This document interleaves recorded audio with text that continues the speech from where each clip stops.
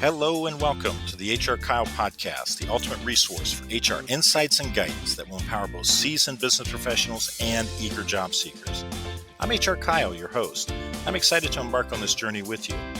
In each episode, we'll delve into the intricacies of HR management, uncovering strategies that can transform the way you approach talent acquisition, employee engagement, and workplace dynamics. Whether you're a seasoned HR pro navigating the ever-evolving landscape of human resources or a job seeker striving to land your dream position, this podcast is your compass. Our mission is simple: to provide you with actionable knowledge, expert interviews, and inspiring stories that will help you thrive in the world of HR. So, sit back, relax, and get ready to take your HR game to the next level. Welcome to the HR Kyle podcast, where HR meets success.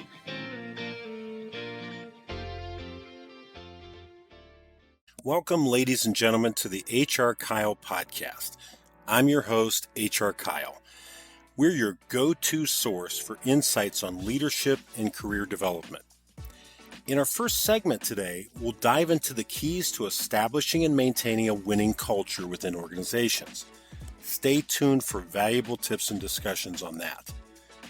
But before we dive into that, we have a special treat for you in segment 2. Our guest, who has recently retired, will share his remarkable journey and the invaluable lessons he's learned along the way. Get ready for some inspiring stories and practical advice. Now let's take a quick break to catch our breath, and we'll be back to kick off the first segment. Don't go anywhere. You won't want to miss what's coming up next on the HR Kyle podcast. Are you a business owner looking to build a thriving team? Or perhaps a job seeker on a quest for your dream career? Look no further than HR Kyle. HR Kyle is your trusted partner for all things human resources. We're not just about services, we're about success. For businesses, HR Kyle offers tailored HR solutions from talent acquisition to compliance support. We're here to help your team flourish. And for the job seekers, HR Kyle provides personalized career guidance and direction that only a seasoned HR professional can offer. We'll help you find that perfect job match. Don't settle for less. Choose HR Kyle and unlock success today. Visit us at www.hrkyle.com. HR Kyle, unlocking potential, empowering careers, transforming business.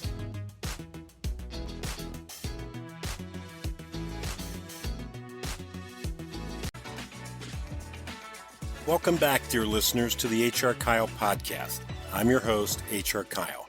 We hope you enjoyed that brief break. Now let's jump into our first segment, where we'll explore the crucial topic of establishing and maintaining a winning culture within organizations. In today's competitive landscape, cultivating a positive and successful workplace environment is key. Today, we'll discuss strategies, share success stories, and provide insights on how you can foster a culture that drives excellence.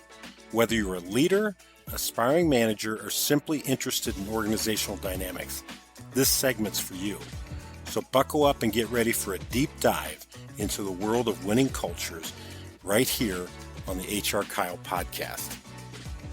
And we titled this segment 1, Establishing and Maintaining a Winning Culture.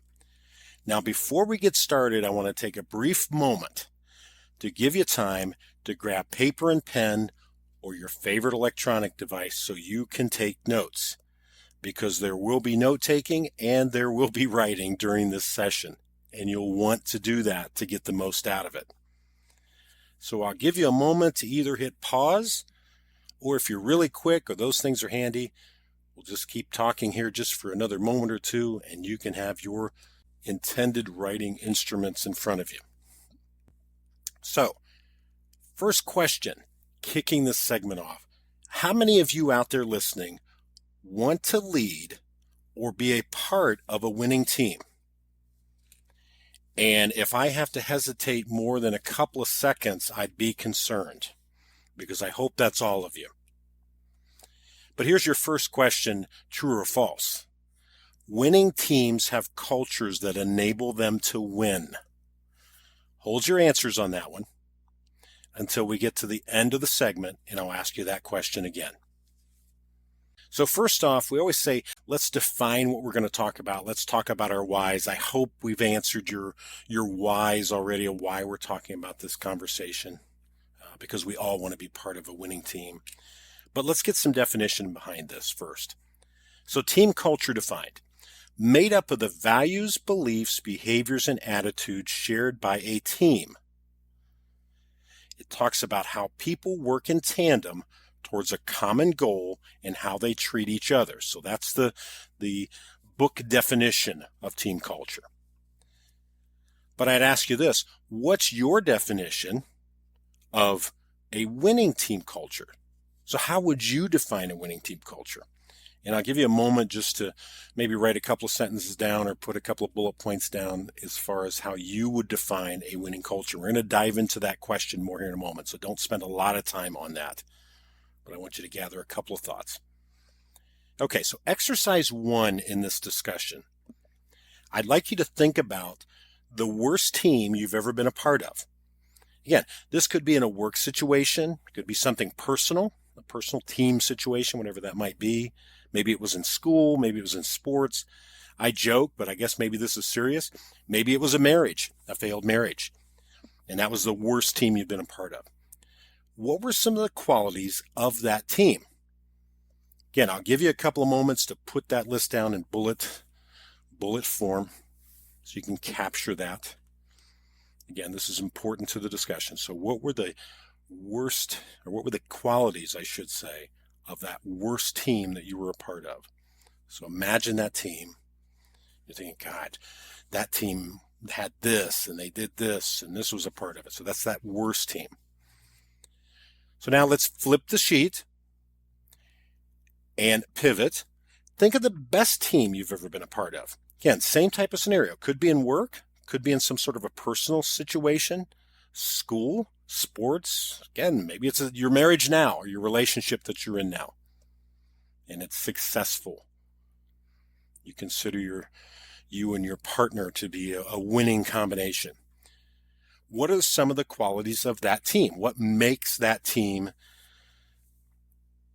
allow you or enable you to put the label of it being a winning team? Again, same situation. Put a few bullet points down. Sometimes to aid this discussion, I always say, well, how does it differ from that worst team?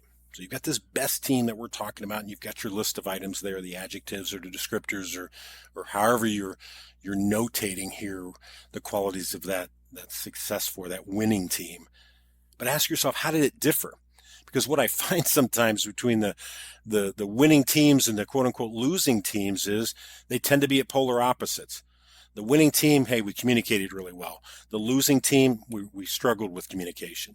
The winning team, we were able to work through conflict and disagreement. The losing team, we struggled to reach common ground.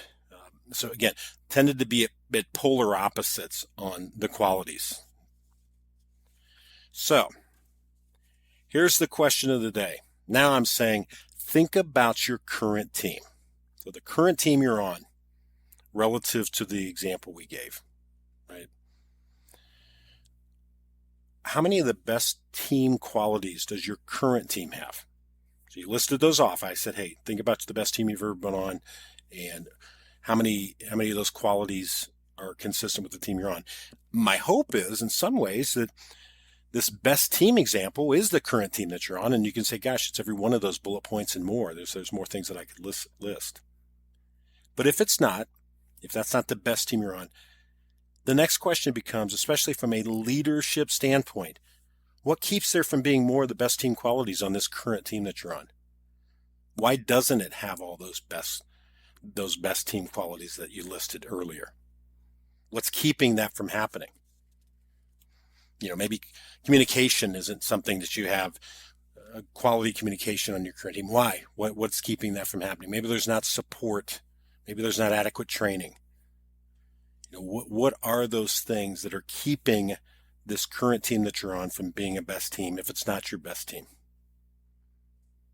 And maybe take a moment to write those down. So let's get into the crux of the topic. And I think this next segment is relevant whether you're on that best team and you consider your team to be a winning team, or maybe it is the quote unquote losing team. It's just not quite where it needs to be. In either case, there's always room for improvement, right? We're never perfect. There's always room to grow, even on a winning team. We don't win every game. We don't meet all of our goals, and we don't far exceed those. So there's always room to grow.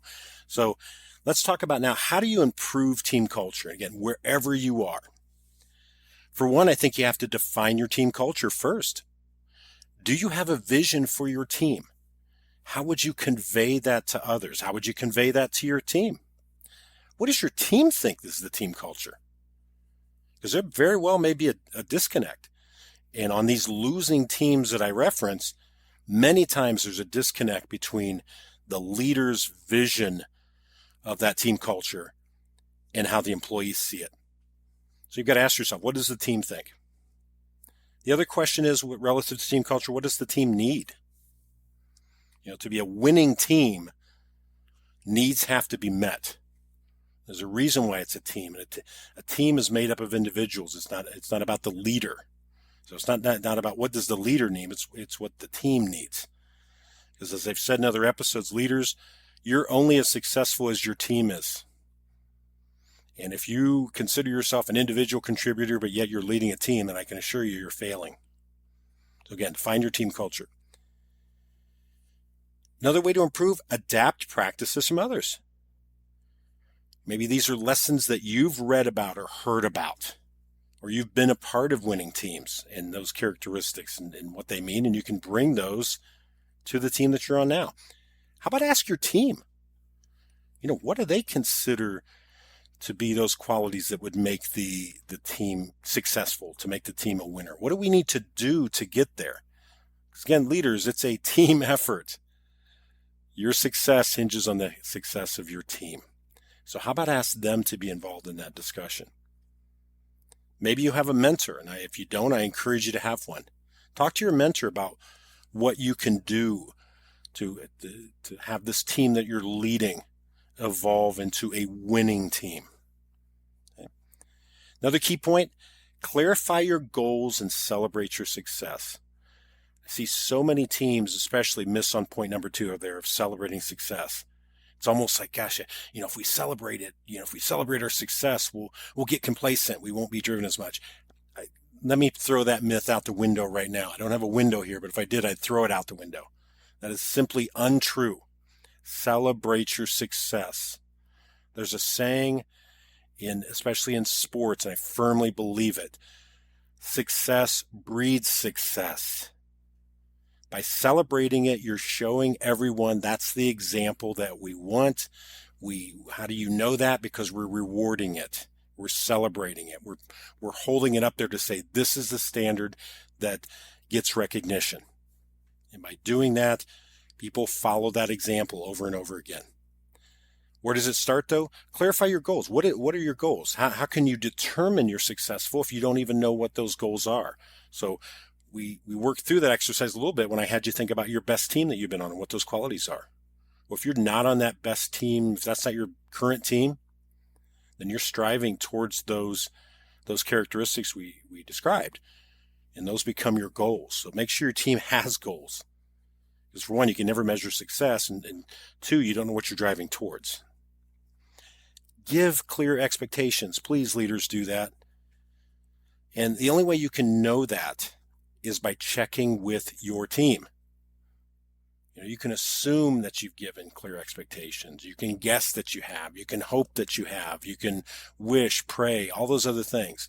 The only way you're going to know that you've given clear expectations is if you check with the team to make sure that they understand what the expectations are. And it's okay to do that. That's not an indictment of you. That's not an indictment of them. If you ask them, hey, let's talk through our expectations here. But make sure that you do it.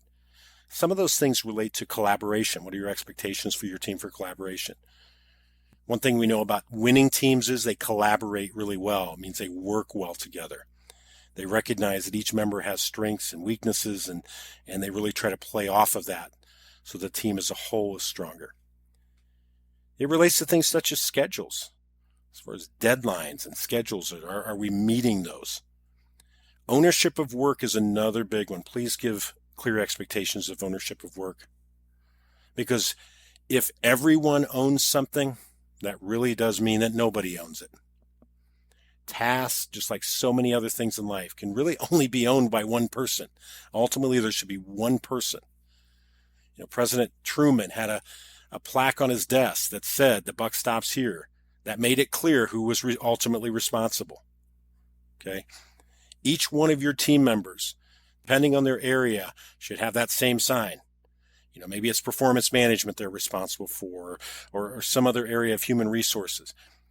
When it comes to performance management, the buck stops here. When it comes to shipping and receiving effectively, the buck stops here. So having those roles defined and the ownership of work defined. Final point here, guys, invest in team building. It's okay to do that. Ask yourself, does your team feel like a team? Does your group, I should say. Does your group feel like a team? Ask them that. Again, we know what the best team looks like. We've defined what those characteristics. So it's okay to say, here's how I define a best team. Ask the team, how do you define a best team or a winning team? Okay, great. How many of those qualities do we have? And if you can't check off every box, then you don't have a winning team. You've got something that's close to a winning team, but it's not quite there. So then you talk about how you get there as a team. Here's the other point, and I talk to leaders about this a lot. You have to model the team culture you want to see. If you want a culture where everyone works well together and they communicate effectively and they can disagree professionally and so on, then you have to be exhibiting those same characteristics. If you want to be calm in the face of chaos, then you have to be calm in the face of chaos because they're following your example. You as leader have so much influence, good, bad, and otherwise, over those people that you lead, and recognize that in how you conduct yourself. So, signs of a winning team. You ready? Team knows what to do and does it. They don't need a boss. Ideally, in some ways you're putting yourself out of a job as a boss. And I use that facetiously, obviously, but you're not having to manage that work so much. They're doing that. You're just there to support them and get the roadblocks out of the way. These winning teams have high employee engagement. What does that mean? We hear that term a lot. We talk about it here a lot. Targets are achieved. Expectations are managed. There's clear ownership of tasks, fluid collaboration. That means that they collaborate as they need to. They don't have to come to you and say, hey, who do I talk to for this? Or how do I work with this person? They're doing it under their own direction. Again, limited intervention by you. I always say less boss equals more employee engagement. Period. End of discussion. The less you're the quote unquote boss, the more employee engagement you're going to have. Here's a huge one because we know conflict happens. We're human beings. We disagree at times. Strong conflict resolution ability. That's a winning team. They're able to do that. Notice I didn't say they don't have conflicts. They do. It's going to happen. Be aware of that. Resign yourself to that. But they can resolve those conflicts on their own. So they have the tools and processes to diffuse and resolve disputes themselves, right? So you're not getting involved. Roles and expectations are defined, and there's work ownership because that causes a lot of conflict if it's not there. And then there's open, honest communication. That's the norm. Whether it's from you, between you, that carries over to your team, and that becomes the team norm. Okay, open, honest communication. Here's another thing. We love this, right? But this is a big factor with winning teams. Low turnover and high talent attraction. Why? Because people like to be associated with a winner. Again, another phrase from sports, but it makes perfect sense. Would you rather be a part of the team that just won the Super Bowl or the team that gets the number one pick in the draft next year? Okay. For me, I'd rather have been part of that team that just won the Super Bowl. We want to be part of a winning situation. People can tell if you're a winning situation or a winning team or not because they're looking for those other characteristics that I just talked about. Okay, so let's come back to where we started. I gave you a true or false question at the beginning. I said, hold off, don't answer that yet. So here it is. Winning teams have cultures that make them effective. Okay, now you can answer. And I'm trying to listen. It sounds like everybody said true. I hope you did. If you didn't say true to that question, here's what I want you to do. Stop the recording, rewind back to the beginning, because you need to listen to this lesson again. But I hope you said true. Not that I wouldn't want you to listen to it again. You're certainly welcome to listen to it again. And I want you to say true every time, because we know that winning teams have cultures that make them effective. There's no ifs, ands, or buts about it. We told you what that looks like. So here's a quick summary to wrap up this discussion today. 1, all of us want to be part of a winning team, right? Winning teams you've been on had certain qualities that made them winning teams. And we had you list those out. Those qualities that we talked about when we said, hey, what's a winning team? That is the culture. The qualities you described equal the team culture. We talked about how to accomplish a winning team culture. We went through that.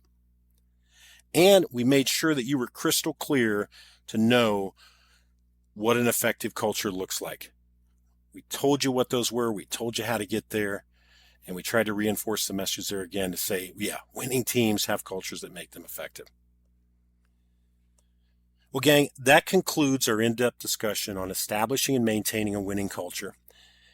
I hope you see it as great insights shared, and I also hope you've gained some valuable perspectives. Hold tight. We're not done yet, though, right? That's just segment 1. So before we move to our next segment, let's take a moment to catch our breath. Stay tuned. A short break is coming up next on the HR Kyle podcast. Are you a business owner looking to build a thriving team? Or perhaps a job seeker on a quest for your dream career? Look no further than HR Kyle. HR Kyle is your trusted partner for all things human resources. We're not just about services, we're about success. For businesses, HR Kyle offers tailored HR solutions from talent acquisition to compliance support. We're here to help your team flourish. And for the job seekers, HR Kyle provides personalized career guidance and direction that only a seasoned HR professional can offer. We'll help you find that perfect job match. Don't settle for less.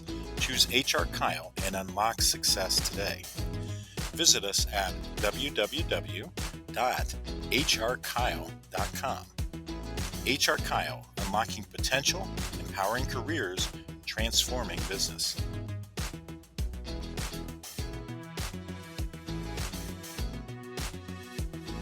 Welcome back, dear listeners. You're back with the HR Kyle podcast, and I'm your host, HR Kyle. We're diving into what I always describe as my favorite segment of the show, and that's segment 2, where we bring a guest into the studio to talk with us a little bit. This week, I got a little creative with the naming, so we have the recently retired Rick joining us today, and Rick's going to share some of his golden nuggets from his career journey. Rick, welcome to the HR Kyle podcast. Thank you, Kyle. It's a pleasure to be on your podcast. No, very happy to have you. Rick, want to start off as we always do with the first question being, tell us a little bit about yourself. Well, I was kind of a late bloomer. I didn't start college till I was in my mid-20s. I had decided I had worked a job up until then, and then I realized that I enjoyed working with kids, and so I started college a little bit late, but it turned out to be the right decision for me. I was able to retire at 60, and after the last 10 years of my career being a school superintendent, which was very rewarding. Now, that's a great story, and I like that story for our listeners to hear, because so often we're given this impression that you have to have everything figured out by the time you're between 18 and 22, and you should know what career you're going into and so on. And you're a prime example of someone that didn't do that, and you had a very successful career. I fall into that same category. I earned my bachelor's degree when I was 27. So again, non-traditional. You don't have to have all the answers out of the gate. And as we've learned from other guests as well, you can change that career path. And again, we'll talk a little bit more about that with you. But again, thank you for sharing that story, that you can start later and you can sure enjoy a lot of career success. Now, you've retired, and I put sort of here because there's more to this story, but your career path was certainly not linear. You ended your career as a superintendent of schools for a major Midwest school system, but that path education materialized a little later in life, and you alluded to that. Can you tell us a little bit more about the twists and turns you took along the way and what made you so successful in education? Coming out of high school, there's always this push that you need to find yourself right away, and that's not necessarily true. I was lucky that I knew a kind of a general ballpark of what I wanted to do. I knew I wanted to eventually be in a high leadership position.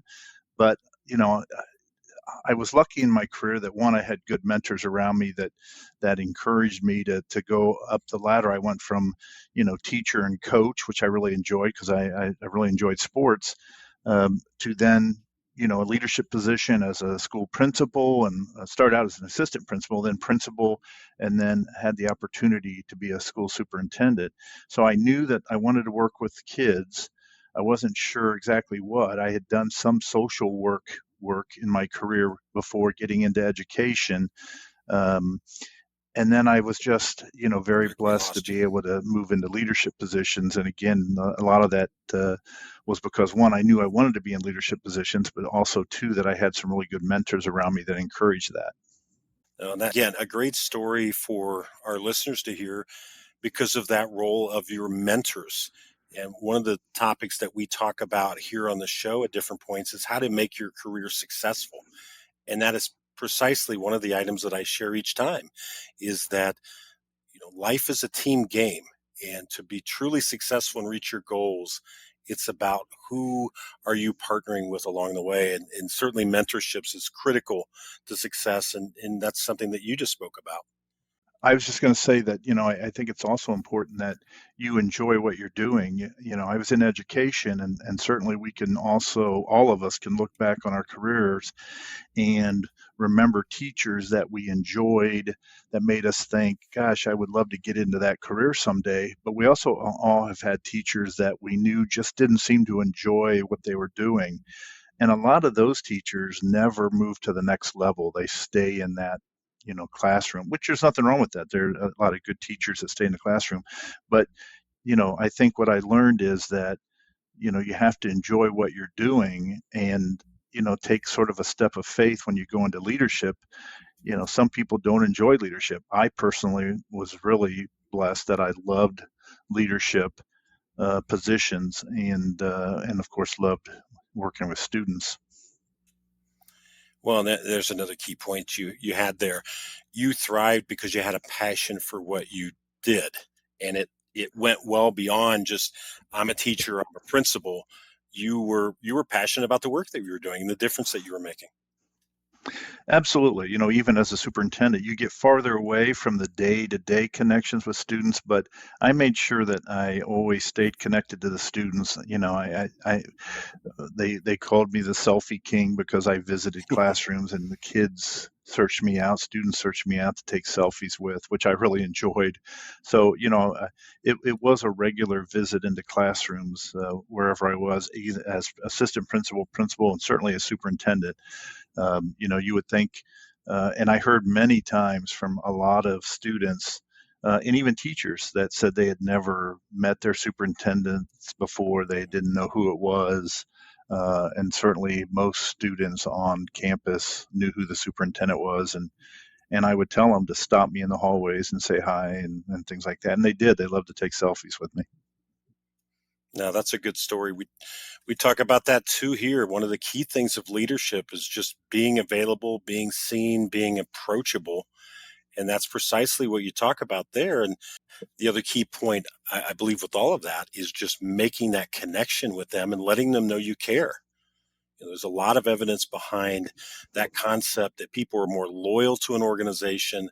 They're more likely to be engaged in the work if they believe the organization and its leadership cares. And I think that's exactly what you described there. And I'm sure your students were much more successful. Yeah, and I think that trickles down or trickles up to the staff too. I think if you're in a leadership position, you have to be able to relate to staff, and I would hope that staff that worked under me or with me would say that I was approachable. I listened to concerns, and and I could understand where they're coming from because I was a teacher once myself. So, when there were concerns or whatever, especially during COVID, I could relate to some of the issues or whatever, and we worked together to solve a lot of those problems. No, very, very valid points. Much more of a collaborative leadership approach. Absolutely. Rick, you lead well into my next question, and that is having been a leader of individuals, but at different points in their career journey, and I think that's critical. What are some common themes that you saw amongst all of those employees that you led to success? Well, I think the number one thing that always impressed me is when teachers or other positions that worked with me, their love for their job and their love for servant leadership, if they were leaders in a leadership position under me, or if they were in the classroom, just enjoying what they were doing. I think students, especially, they know whether you're going through the motions and faking it, and your coworkers do. Um, so I think that you have to enjoy other people, and I think you have to show that it's not a job. It's nothing is work if you enjoy what you're doing. Great point, great lessons. Rick, you're retired now. We've talked about that at a couple of points, but you've, in a sense, re entered the workforce in what I would describe as a less demanding job. What drove you to do that, first of all? But thinking about all these people that are listening, there's probably a few of them thinking, God, I can't wait till I can retire. They have that dream of just retiring and putting their feet up, but that didn't work for you. So let's talk about that a little bit. Yeah, retirement was great, and the school district I was at did not want me to leave. They tried to sweeten the deal to keep me to stay, but you do when you hit that certain age and you realize, hey, I can retire. And you think that sounds like a great deal, and you're just gonna go to Florida and go to the beach every day and just enjoy your ride into the sunset. But I did that for a little while and then realized that there's only so many errands you can run during the day, and there's just so much downtime that you can handle without doing anything. I still have a lot to give, and so I took a part-time position just to keep me busy, and still talk to people. You go from being a school superintendent, the last 10 years of your career, and having all these decisions to make every day and all these people you need to talk to, and in the community and students and everything, and then you go to practically nothing. You talk to your neighbors and things like that. So I just realized that I wanted to do more than that, and I wanted to still be connected to the community. And I'm going to get into doing some volunteering here pretty soon, to give back to the community a little bit more, and I still have a lot to give. I'm still in good shape, pretty much, and so I still feel like there's a lot I can give to the community. Well, I'm glad you mentioned about the volunteering too, because I was going to bring that up. Besides not only going back to work at, I mean, not 40 hours, but certainly going back and punching the clock every day, you're also on top of everything else doing some volunteer work. Do you mind sharing a little bit more about that? About the volunteering, Yes. well, yeah, um, my faith is certainly big in my life, and so I want to give more back to the community. I'm a licensed chaplain, so I want to do some work there, and support the community. So many people are going through so many things in today's world, and I just, with as much experience as I've had doing so many different things, I just want to give back to the community by helping others find their way, and stay grounded and stay healthy, and I, like I said, I might be retired, but I'm not retired because I'm hurting or anything, or physically unable to do a job. I'm just retired because I wanted to do some different things. And that's the cool thing about my career, is that I can look back and say I reinvented myself several times. So I look at this right now as reinventing myself again, in a different way that I can, help the community and help the people around me. Great points. I'm glad you mentioned about that reinvention because I think all of us, and there's data to prove this, that the average person has the need to, or it's dictated to them that they do need to reinvent themselves 3 or 4 times during a career. And you're proof positive that not only can you do that, but you can thrive in each one of those examples. I mean, I think it's safe to say, and correct me if I'm wrong, you're thriving in retirement and all the things that you're doing now. Yeah, I don't know if my wife would agree with the thriving part, but I think she would. Yeah, I'm thriving in retirement. I think that in today's world, and I have children of my own that are still finding themselves. They're in their late 20s, early 30s, and I think in talking to them, they feel like they need to find that success right off the bat, and it doesn't always happen that way. Sometimes you have to grow into a position or grow into a leadership position.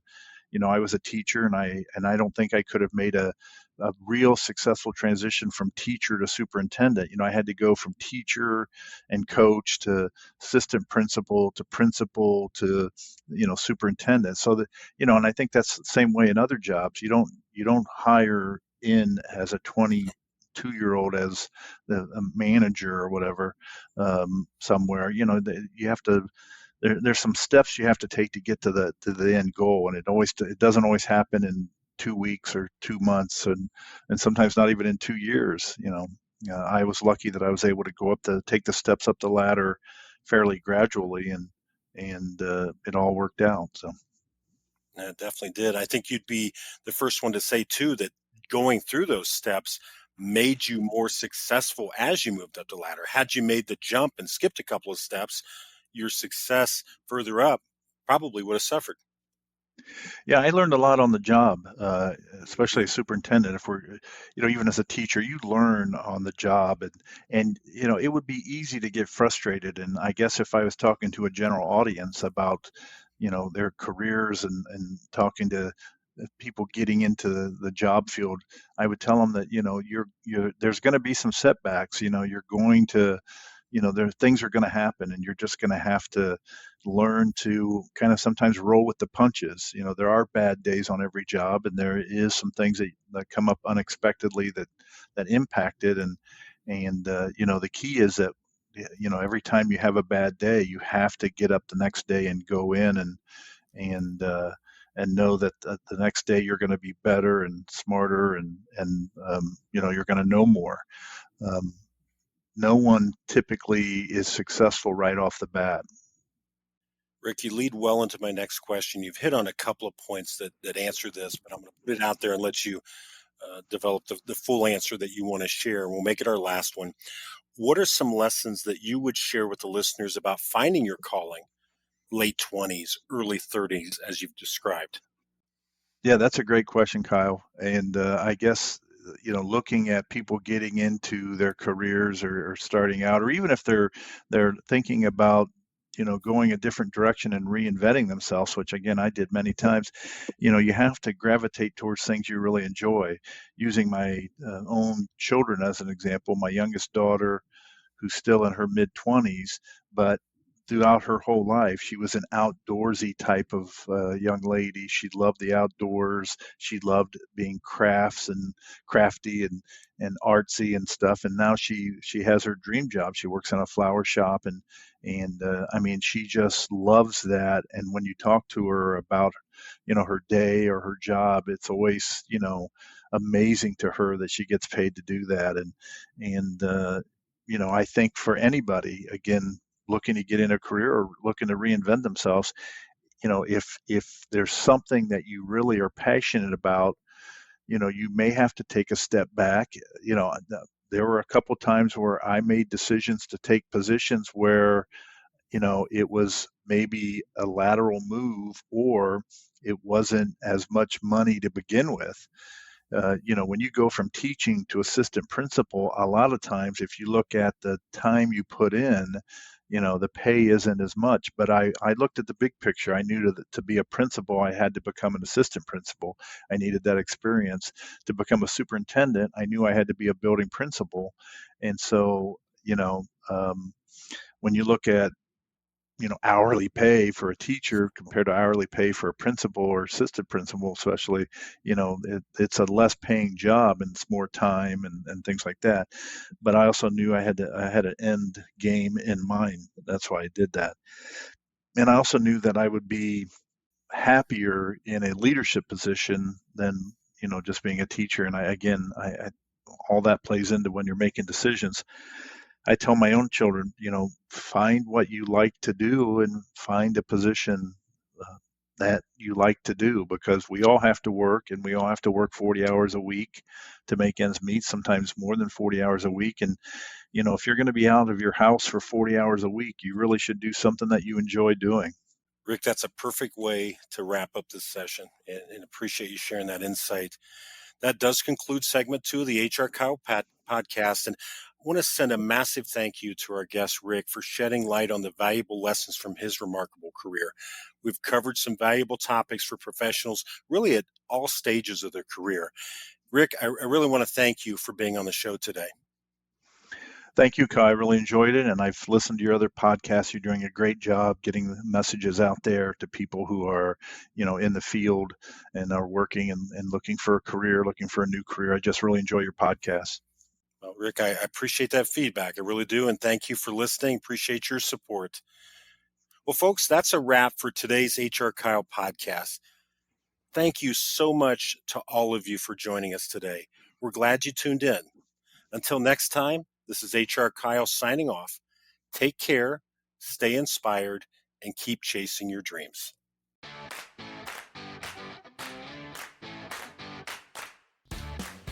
Well, that's a wrap for today's episode of the HR Kyle podcast. We hope you found our discussion valuable and filled with insights that you can apply in your professional journey. Whether you're a business leader aiming to foster a thriving workplace or a job seeker looking to carve out your own path, remember that HR Kyle is the compass that can guide you towards success. If you enjoyed this episode, don't forget to subscribe, rate, and share it with your network. We're committed to being your trusted source for HR wisdom, and we look forward to having you back with us for our next episode. Remember, in the world of HR and professional growth, there's always room for progress. Be sure to visit our website at hrkyle.com. That's hrkyle.com to learn more about how we can help you meet your business and professional goals. So until next time, this is HR Kyle signing off. Stay motivated, stay informed, and keep reaching for those career goals. Music provided by bensound.com. That's bensound.com.